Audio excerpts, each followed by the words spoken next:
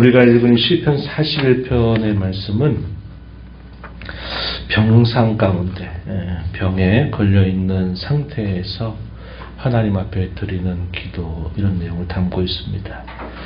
제1권의 마지막 시편이 41편의 내용입니다. 이 시편의 내용은 다윗의 시로 되어 있어서 아마 그의 생애 가운데서 큰 병에 걸렸을 때 그가 큰 공경을 당하게 된 일, 그가 병에 걸려있는 사이에 대적자들이 일어나서 그는 다시 일어나지 못한다 하면서 반역하고 그를 치려고 하는 그런 큰 위경 가운데 있을 때 다윗이 하나님 앞에 자신의 모든 병을 치유하여 주시고 자기를 향해서 해하려고 하는 모든 원수들을 하나님이 벌하시고 자신을 회복시켜 주시기를 간절하게 바라는 그런 내용이 이 본 시편의 주요한 내용을 이루고 있습니다. 그래서 우리가 이 내용들을 추정하게 된다면 다윗이 병이 걸려 있는 동안에 압살롬과 그를 따르는 세력들이 이 반역을 꾀하게 된 사건, 이것이 하나의 배경이 되지 않겠나, 이렇게 추정할 수 있는 시편이다 하는 겁니다.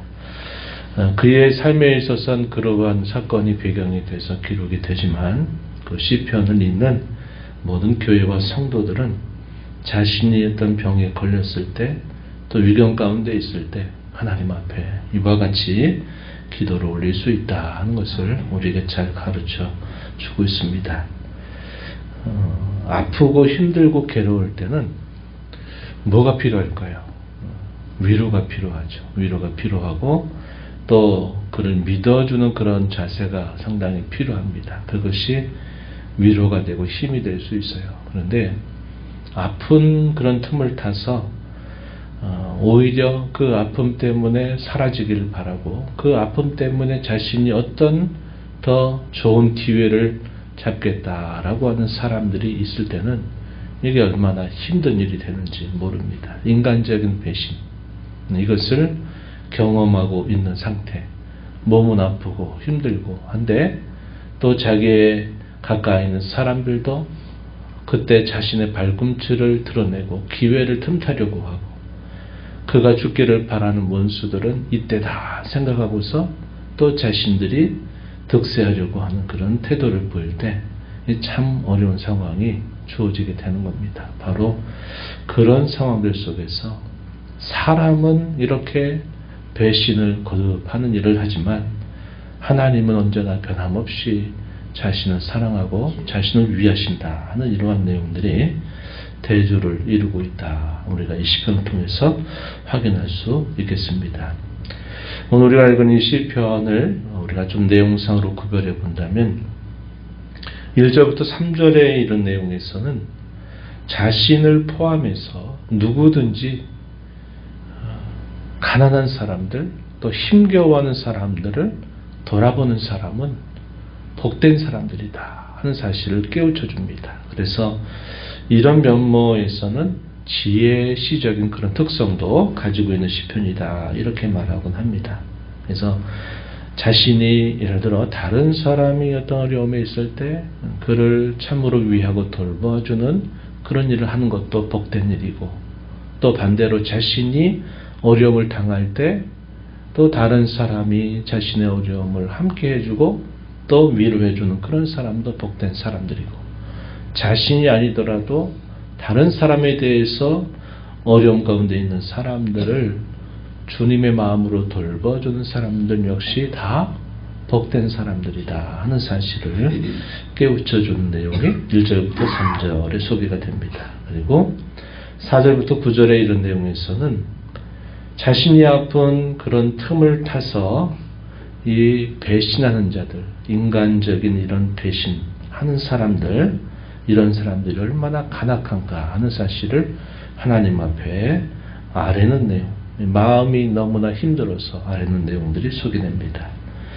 마지막 10절부터 마지막 절 이런 내용에서는 그러한 원수들에 대하여 하나님께서 보응해 주시기를 바라고 자신이 속히 이 질병과 아픔으로부터 건져주시기를 간구하면서 그렇게 해주실 하나님을 확신하며 마지막에는 찬양으로 하나님 앞에 마무리하는 그런 내용들이 소개되고 있습니다. 한번 살펴보도록 하겠습니다.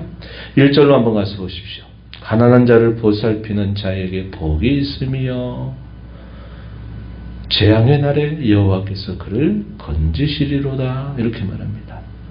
가난한 자, 질병에 걸렸다든지 위험 가운데 처해져 있는 사람을 보살피는 자, 그런 사람들은 복이 있다. 이렇게 말합니다. 재앙의 날에 여호와께서 건지실 것이다. 그가 어려움을 처하게 될 때에는 여호와께서 그를 건져주실 것이다. 이렇게 말합니다. 2절에 여호와께서 그를 지키사 살게 하시리니 그가 이 세상에서 복을 받을 것이라. 주여 그를 그 원수들의 뜻에 맡기지 마소서.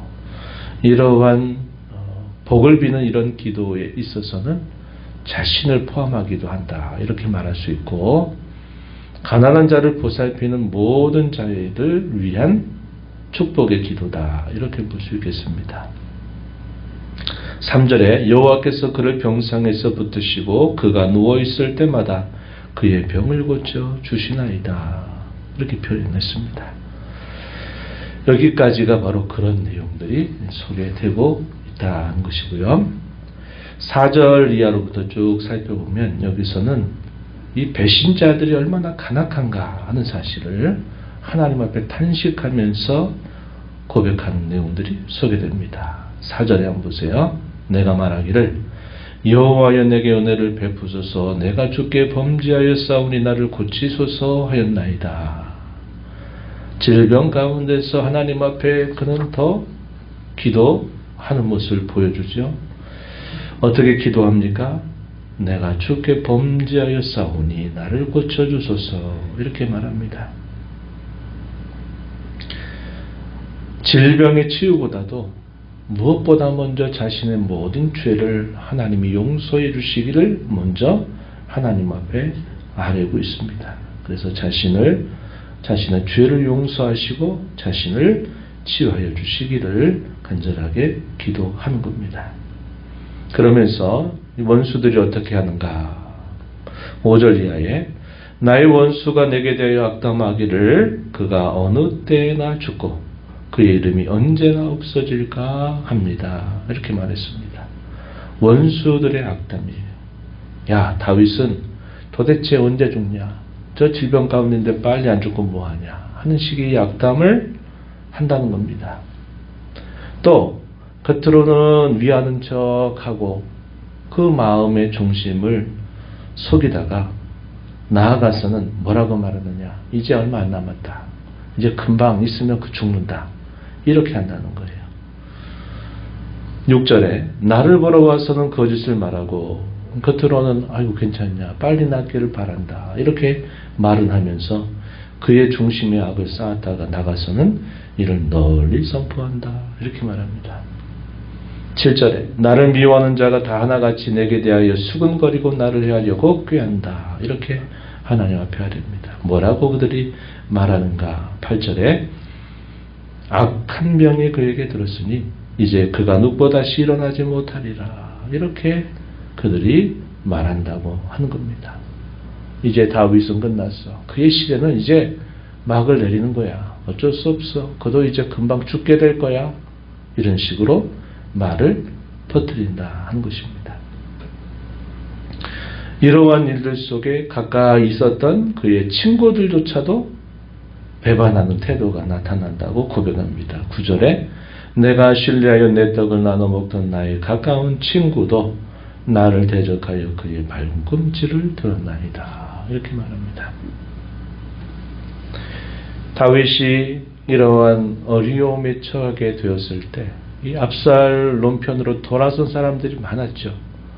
다윗의 책사 역할을 했던 사람도 이제 다윗은 끝났구나 이렇게 생각하고 압살롬에게로 그의 마음을 돌려버립니다. 참 어떻게 보면 그의 생애 가운데 평생토록 함께하면서 전쟁에서 책사 역할을 하고 지혜의 어떤 말들을 했던 사람마저도 이제 다윗은 끝났으니 그와 함께할 필요가 없다.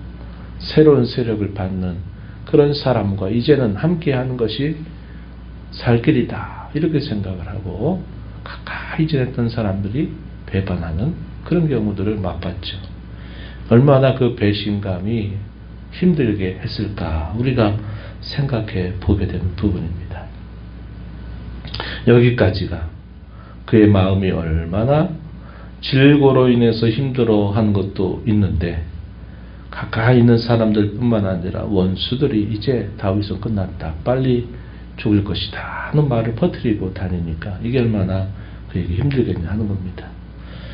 그런 상황 속에서 신실하신 하나님을 더 가까이 바라보게 되어 10절 그러하오나 주 여호와여 내게 은혜를 베푸시고 나를 일으키사 내가 그들에게 보응하게 하소서 이렇게 간구했습니다.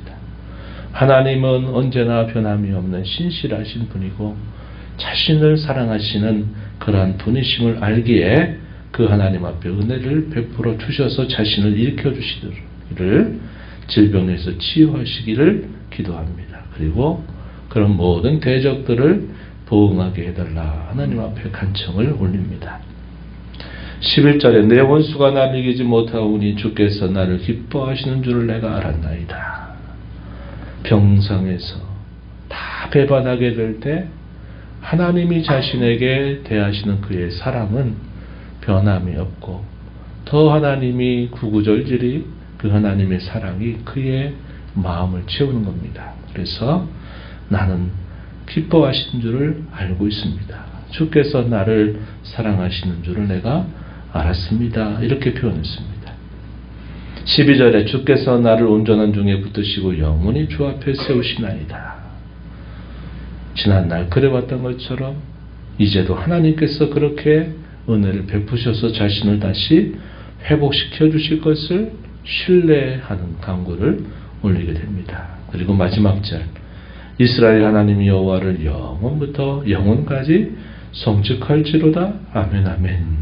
아멘을 두 번씩이나 반복하면서 자신은 그러한 상황 속에서 여호와 하나님을 찬송하겠다라고 다짐하는 기도로 마무리하게 됩니다.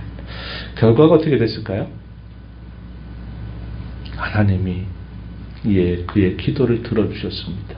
그래서 다윗을 다시 회복시키셨고 그가 죽기를 바랐던 모든 원수들은 결국 하나님이 그들을 보응하게 하셨습니다. 보응하게 하시고 다시 그의 왕권을 세우셨던 그 하나님의 역사가 있었다 하는 겁니다. 그래서 오늘 이 시편의 내용은 아플 때 인간적인 그 처절한 배신, 그럼에도 불구하고 여전히 변함없이 자신을 사랑하시는 그 하나님이 선명하게 대조되면서 하나님만이 자신의 구원자, 자신의 치유자가 되신다 하는 사실들을 확신하면서 하나님을 찬양하는 그런 내용을 잘 담고 있다 하는 겁니다.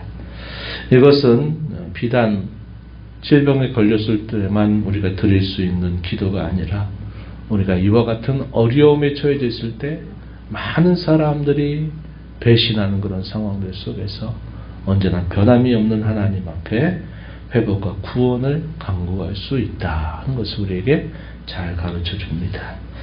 이러한 시편의 내용들을 또 우리 마음에 잘 품고 우리가 늘 변함없으신 하나님, 그 신실하신 하나님을 의뢰하고 신뢰하며 그 하나님 찬양으로 나아가는 저와 여러분이 되기를 바랍니다. 하나님 아버지 감사합니다. 이 새벽 시간에도 저희들을 깨워주셔서 오늘도 아버지 앞에 저희의 걸음을 인도하시며 찬양 받으시기 합당하신 하나님 앞에 찬양을 드리며 저희들의 신앙을 고백하게 하시고 오늘도 말씀을 통하여 저에게 가까이 찾아오시는 우리 하나님을 가까이서 배울 수 있도록 하시니 감사드립니다.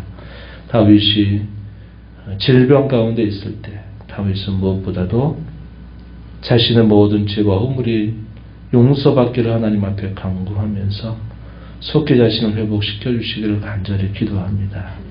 그가 아플 때 그를 위로하기보다는 그가 죽기를 바라는 원수들이 자신들의 마음을 속이고 위로한 척하면서도 언제 죽나를 살피고 사람들에게 그가 이제 얼마 남지 않았다라고 하면서 배신하는 그런 악한 자들의 모습을 보게 됩니다. 가까운 친구로 지냈던 사람들마저도 이제 다윗에게는 더 이상 함께할 필요가 없다 하면서 그를 배반했던 사람들도 있었습니다.